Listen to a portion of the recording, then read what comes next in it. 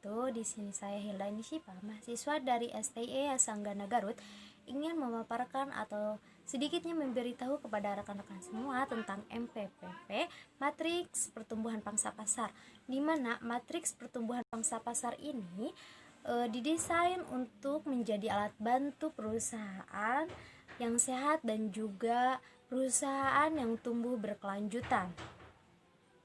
Yang dimaksud sehat di sini ialah perusahaan yang memiliki portofolio atau produk yang berada dalam pasar dengan tingkat pertumbuhan yang berbeda dan juga memiliki pangsa pasar dengan tingkat penguasaan yang juga berbeda-beda dari perusahaan satu dengan perusahaan yang lain, yang dimana yang memerlukan masukan kas dan juga investasi untuk keperluan pertumbuhan perusahaan. Adapun esensi dari matriks pertumbuhan pangsa pasar ini yaitu ketika kita mengetahui posisi pasar atau posisi pasar perusahaan berdasarkan keragaman usaha dan juga produk yang dimilikinya, maka matriks pertumbuhan pasar ini dalam perkembangannya tidak hanya digunakan untuk melihat portofolio dalam bisnis, namun juga dalam segi produk juga, mengenai produk yang akan dihasilkan dan jenis produk yang akan dijual yang disesuaikan dengan pangsa pasar tertentu, di mana cara ini dapat digunakan jika perusahaan tidak memiliki ragam macam produk dan data yang digunakan.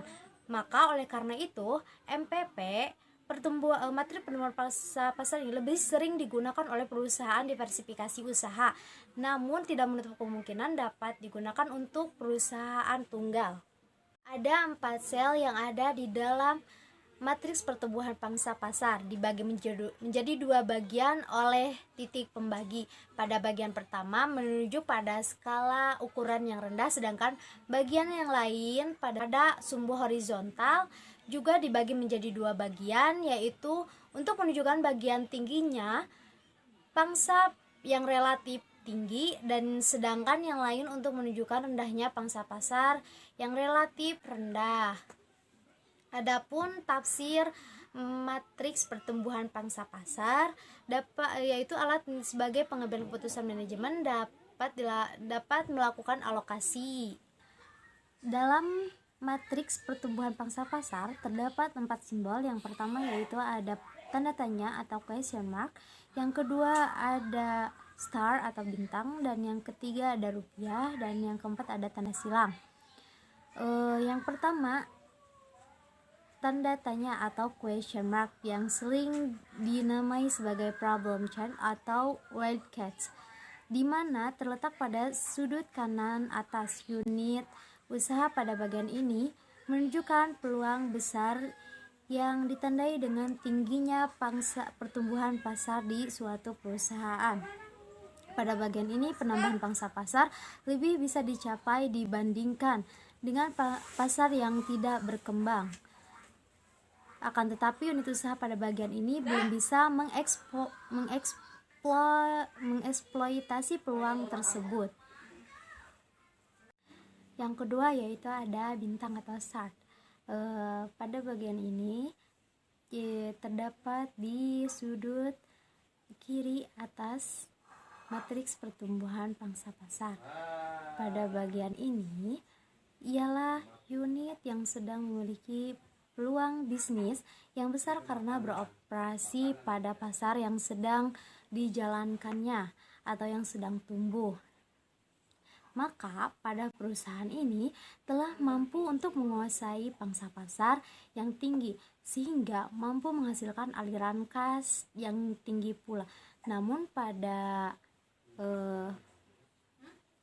sisi lain juga memerlukan aliran kas dalam pengeluaran yang cukup tinggi pula. Oleh karena itu perusahaan akan mengalami surplus ataupun defisit kas.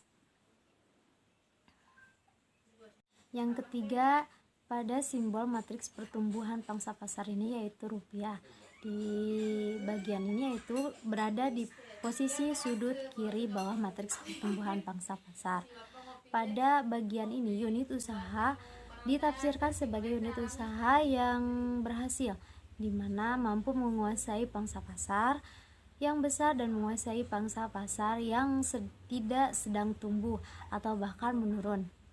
Kas aliran masuk besar jika pangsa pasar yang dikuasai besar dan sudah tidak memerlukan investasi yang besar karena tidak adanya pengembangan dirinya, yang sudah tidak adanya lagi peluang pasar pada posisi pasar yang tidak tumbuh lagi. Posisi ini merupakan posisi yang didambakan ketika perusahaan telah mampu menguasai pangsa pasar 2 kali lipat dari pangsa utamanya. Yang keempat yaitu ada tanda silang, terletak pada sudut kanan bawah matriks pertumbuhan pangsa pasar.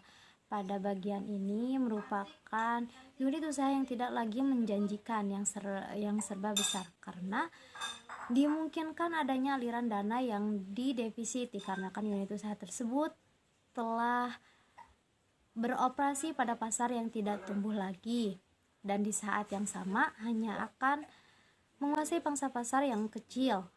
Apabila tidak memerlukan dana investasi yang besar lagi, maka perusahaan ini akan tetap dipertahankan. Namun sebaliknya, maka manajemen lebih cenderung memilih strategi keluar pasar. Oke, untuk itu hanya itu yang bisa saya sampaikan. Lebih dan kurangnya mohon maaf. Assalamualaikum warahmatullahi wabarakatuh.